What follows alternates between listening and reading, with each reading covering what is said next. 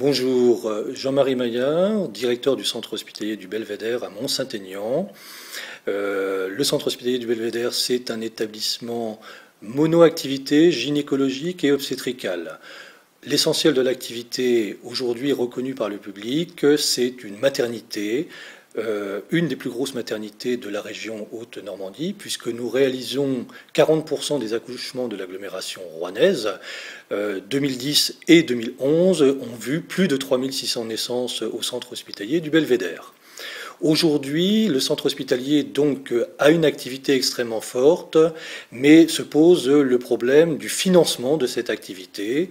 Les établissements sont depuis plusieurs années financés dans ce qu'on appelle la tarification à l'activité, et il s'avère que les tarifs réservés à l'obstétrique ne permettent pas au centre hospitalier du Belvédère d'équilibrer ses comptes, malgré une saine gestion des dépenses telle qu'elle nous est reconnue par nos autorités de tutelle.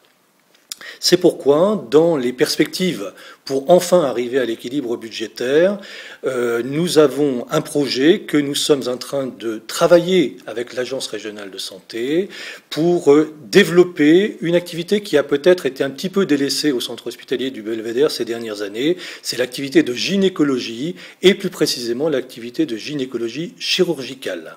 Cette activité, nous l'espérons, eu égard à la patientèle qui est celle du Belvédère aujourd'hui, nous permettra de développer de façon raisonnable et surtout de façon coordonnée avec nos voisins du CHU des missions de service public qui sont aujourd'hui insuffisamment développées au centre hospitalier du Belvédère.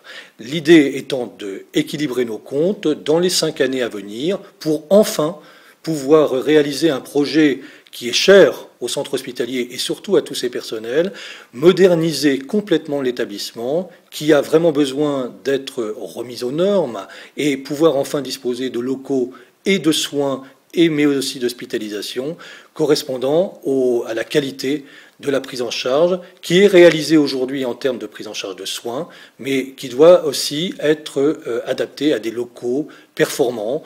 L'établissement n'a pas été modernisé depuis plusieurs décennies.